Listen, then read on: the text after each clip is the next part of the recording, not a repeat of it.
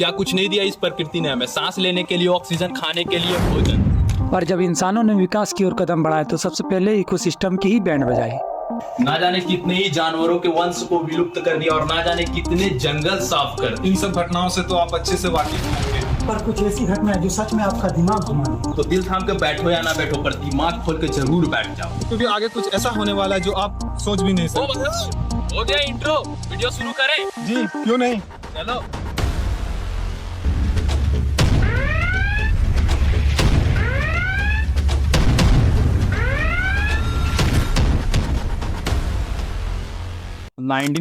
Borneo, the part of Malaysia. The Africans at first were not very impressed. Some are afraid that the DDT will poison them. Borneo एक गांव था जहां पर अच्छी खासी आबादी थी, पर एक रात अचानक से सारे के सारे घर गिर जाते हैं। और सिर्फ एक गांव का घर नहीं बल्कि आसपास के गांव में भी इसी तरह के आतंक का माहौल था। पर आखिर उस रात ऐसा क्या हुआ था? तो शुरुआत उस रात नहीं बल्कि 1945 में ही हुआ था। 1945 में चाइना का रहने वाला एक आदमी नॉर्वेजियन और ब्राजीलियन के साथ मिलकर एक इंटरनेशनल हेल्थ ऑर्गेनाइजेशन ओपन करते हैं, जिसका नाम WHO रखा जाता है, यानी कि वर्ल्ड हेल्थ ऑर्गेनाइजेशन। तो इनका काम क्या था?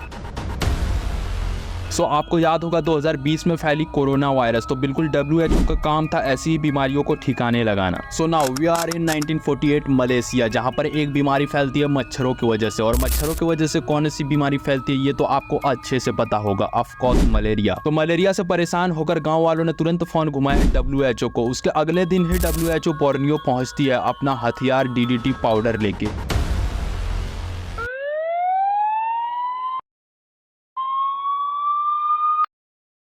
ये पाउडर कीड़ों से फैलने वाली बीमारी या फसलों को कीड़ों से बचाने के लिए बनाई गई थी। जब DDT का छिड़काव होता है तो सिर्फ मच्छर ही नहीं, तताया और मधुमक्खियां भी मर जाती है। और इसका एक अनएक्सपेक्टेड साइड इफेक्ट भी होता है। क्या होता है पता है? तताया के खत्म होते ही वहां पर कैटरपिलर की पॉपुलेशन बढ़ जाती है, जो लकड़ी और पत्तों को खाती है। और बोर्नियो में जो घर थे वो सब लकड़ी के बने थे। तो बोर्नियो वालों ने अपने घरों को बचाने के लिए WHO से मदद मांगी, पर WHO ने तो पूरा का पूरा घर ही मिट्टी में मिलवा दिया। पता है ये सब कैसे हुआ था? कैटरपिलर ने लकड़ी को खाया जरूर, पर घर गिरने के पीछे एक और जानवर का हाथ था, और वो था चूहा।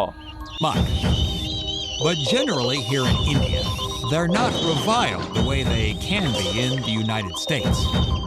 In fact, to many in India, rats are तो जब DDT का छिड़काव हो रहा था उस वक्त सिर्फ कैटरपिलर ही नहीं, चूहों की भी आबादी बढ़ी थी। क्योंकि जब DDT का छिड़काव घरों में हो रहा था तो स्प्रे की बूंदें बिल्ली के शरीर में भी गिरती थी, जिस वजह से जब बिल्लियों ने अपना शरीर चाटा तो वो मर गई। और जैसे ही बिल्लियां खत्म हुई वहां चूहों को मौका मिल गया, और चूहों ने देखते ही देखते एक साल में ही अपनी आबादी 10 लाख से भी ज्यादा कर ली थी।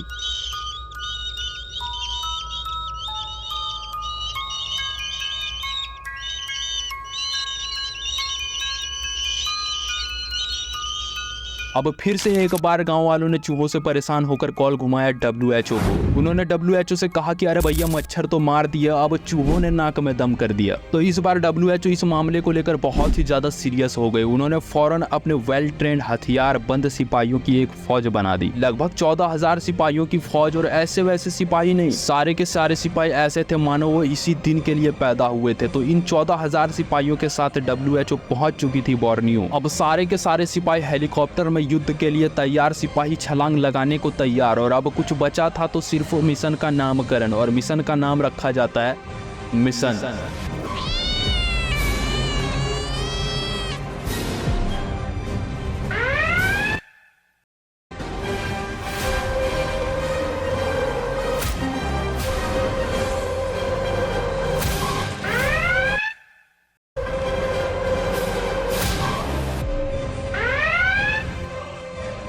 सारी बिल्लियां जमीन पर उतर चुकी है। चूहों के दिलों में एक अलग ही खौफ पैदा हो चुकी है, पर बिल्लियां बिल्कुल नहीं डरी, 10 लाख चूहों से भी नहीं। बिल्लियों ने एक एक करके सारे चूहों को खत्म कर दिया और बोर्नियो वालों ने राहत की सांस ली। तो देखा दोस्तों, जब प्रकृति के साथ खेलने की कोशिश होती है तो वो भी अपनी पूरी ताकत से जवाब देना जानती है। तो अगर आपको हमारी ये प्रेजेंटेशन अच्छी लगी हो तो क्या करना है ये आपको अच्छे से पता होगा, तो कर दो। जय हिंद।